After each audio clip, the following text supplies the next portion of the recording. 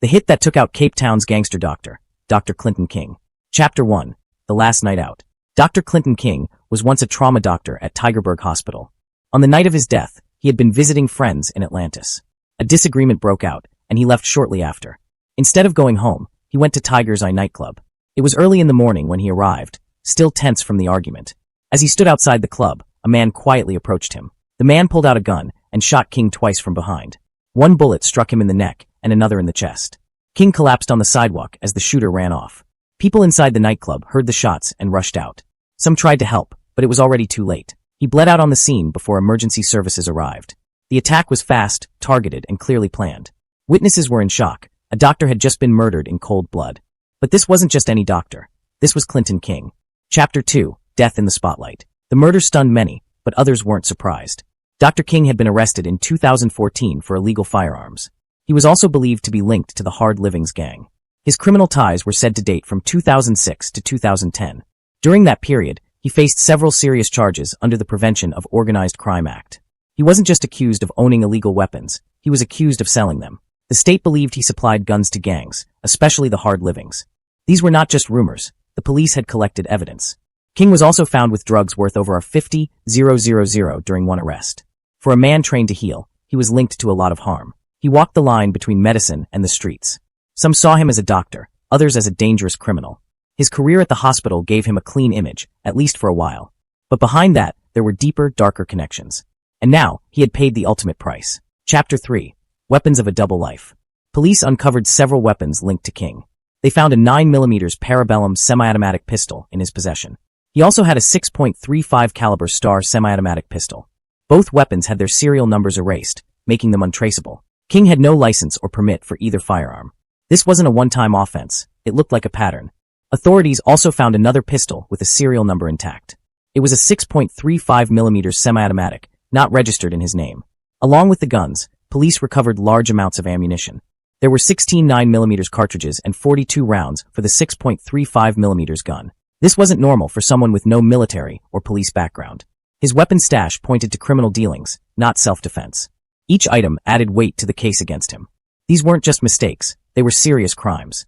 And the evidence was piling up quickly. Chapter 4. The Missing Glock. Another incident added more suspicion to King's name. In June 2012, he reportedly failed to lock away a 9mm Glock pistol. By law, guns must be stored safely in a certified safe. But King didn't follow that rule, and the gun went missing. He also failed to report the missing weapon as required.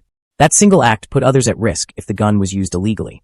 Authorities saw this as more than carelessness, it was criminal negligence. The Glock could have ended up in anyone's hands. No one knew where it went or what it was used for. It raised concerns about how many other guns he had lost or sold. This wasn't the behavior expected from a licensed professional. It added another charge to an already long list. His case was no longer about one or two mistakes. It was part of a larger, troubling pattern. And the system was struggling to keep up. Chapter 5. Supplying the Streets. Dr. King was also accused of arming others illegally. He reportedly supplied firearms and ammunition to an individual who had already been banned from owning them.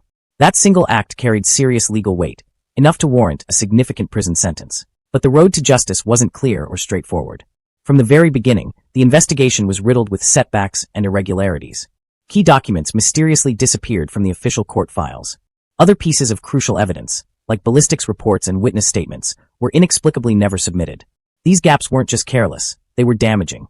Prosecutors encountered delay after delay in moving the case forward. Some whispered of corruption behind closed doors, hinting at bribes and influence. Others blamed the mess on overworked court clerks and mismanaged files. Either way, the justice system was falling apart in real time. As months turned into years, the public grew increasingly skeptical. How could a man with so many serious allegations remain untouched? How could the evidence just vanish into thin air? Each failure in the case seemed to push King further away from conviction. His attorneys took full advantage of the broken process. They filed motion after motion, exploiting every loophole and delay. Meanwhile, King remained out on bail, free to move through the city as if nothing had happened. He continued operating in his usual circles, confident and untouched. People began to wonder if he was truly untouchable. It wasn't just about the guns anymore, it was about the message. If someone like King could dodge accountability, what hope did the justice system have? The longer the case dragged on, the more unstable things felt. Community members started questioning not just King, but the law itself. Could this be an isolated failure, or part of something bigger? Was King a mastermind, or just another pawn in a flawed system? Even those who wanted to see him punished were losing faith. The pressure was mounting, but no resolution was in sight. And as time went on, King became more emboldened. He began openly mocking the accusations, calling them baseless. He maintained his innocence, saying he was being targeted unfairly. But few believed he was entirely clean. Whispers about more illegal arms deals and backroom meetings grew louder. The streets had already made up their minds. To many, King wasn't just supplying the streets, he was the streets. And while the legal system fumbled, King's empire kept expanding. But the clock was ticking, and somewhere, someone was watching. Justice may have been slow, but it wasn't forgotten. Chapter 6, Justice Delayed. To this day, it remains uncertain whether Dr. King was ever officially convicted. Despite the growing stack of charges, weapons, drugs, gang ties, no public record confirms a final judgment. The case moved at a snail's pace, dragging on for years with no conclusion. Each postponement seemed to work in King's favor. Investigators grew frustrated as they watched their efforts dissolve into bureaucracy. Without closure, the case became a cloud of speculation and rumor. Did King use his credentials and influence as a medical professional to escape punishment? Or was the system simply too broken to bring someone like him down? It's hard to say, because even those closest to the case couldn't agree. Some believed he had protectors in high places. Others pointed to the overloaded court system, already buckling under pressure. Whatever the reason, King remained a free man. He walked through Cape Town with the confidence of someone who had beaten the system. Despite multiple indictments, he kept his license, his lifestyle, and his silence. He refused interviews and ignored reporters. But the silence said enough. King was still in control. For law enforcement, it was a slap in the face. All the paperwork, raids, and man-hours had led to nothing. Meanwhile, King moved in shadows, still operating, maybe not as boldly, but still effectively. Yet the streets don't operate on the same timeline as the courts. They don't wait for judges, juries, or court orders. Someone out there believed justice had taken too long. And they decided to speed things up, Cape Town style. King's downfall didn't come in a courtroom. It didn't happen during a hearing or in front of a jury. His final chapter played out under the streetlights. There were no legal arguments, no verdicts read aloud. Just the sharp sound of bullets, echoing off concrete. For some, it felt like closure. A street-level judgment handed down without hesitation. For others, it was another tragic statistic in a city soaked in violence. The system had failed again, this time fatally. Justice wasn't served, it was taken. And King's story, full of promise and peril, ended exactly where many thought it would. Not in prison, but on the pavement. It left the city with one less king, and a lot more questions. Chapter 7, The Aftermath. The morning after the shooting, police arrived quickly at the scene. Yellow tape stretched across West Fleur Circle, marking the spot where Dr. Clinton King had fallen. He was 44 years old. The fatal attack occurred at 3:50 a.m. near a nightclub, a place familiar to him and his inner circle. A murder case was opened immediately, but no suspects were arrested. Captain F.C. Van Wyck, a police spokesperson, confirmed the investigation was underway. The nightclub shut its doors as officers combed the area for evidence. Search teams looked for shell casings, cell phones, anything that might help.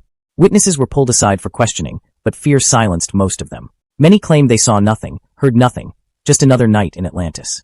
The killer had vanished without a trace. No one had clearly seen the shooter's face in the confusion. Security footage was checked from nearby shops and the club's entrance. But video quality was poor, and no useful identification was made. It quickly became clear, this wasn't random. The hit was clean, precise, and planned. The shooter knew exactly where King would be, and when. They knew his routine and his vulnerabilities. It had the hallmarks of a professional job, not a street brawl gone wrong. And with no arrests or leads, people started talking. Was this retribution? A rival gang? Or someone from inside his own circle? King had made enemies, both in the streets and in high places. Any one of them could have wanted him silenced. But without answers, fear spread through the community. People whispered about who might be next. Some wondered if this was just the beginning of more retaliatory violence. Others stayed quiet, hoping to avoid attention altogether. Police presence increased temporarily, but confidence in safety remained low. Even King's allies went into hiding, unsure who to trust. Meanwhile, King's body was taken away, his life reduced to a police report. No courtroom ending. No final testimony. Just blood on the pavement, and a headline the next morning. The execution shook the area. Not because it was shocking, but because it wasn't. Cape Town had seen this story before. But even in a city familiar with death, King's murder felt different. It was the closing scene of a long, complicated play. And the curtain had fallen with no applause, only silence and fear. Chapter 8, A Life of Contradictions. Dr. Clinton King lived a life full of contradictions. He took an oath to heal, but was accused of causing harm. He wore a white coat by day, treating patients and saving lives. But by night, he allegedly armed criminals and built empires from pain. To some, he was a hero, a doctor who rose from tough beginnings to success. To others, he was a manipulator hiding behind a stethoscope. His dual identity wasn't just confusing, it was dangerous. In one world, he was trusted. In the other, he was feared. His story exposed just how thin the line can be between good and evil, and how easily someone can straddle both sides. The justice system tried, and failed, to hold him accountable. Despite overwhelming accusations, he dodged trial after trial. But the streets have their own version of justice. And when the law couldn't catch him, someone else did. His death was brutal, swift, and final. No judge, no lawyer, no defense. Only bullets and silence. Even after his death, his legacy stirred debate. Some mourned him, pointing to the lives he saved. Others felt relief, focusing on the damage he caused. He became a symbol, not just of crime, but of complexity. He wasn't just a criminal or a healer. He was both. And maybe that's what made his story so haunting. He proved that appearances can lie. That even those sworn to protect can cross into the dark. His name now lives in Cape Town's violent history. Not just as a doctor or a dealer, but as a warning. A reminder that in places where law fails, the streets decide. And they decided King's fate with cold, final clarity. His was a life lived between two worlds. And in the end, neither one saved him.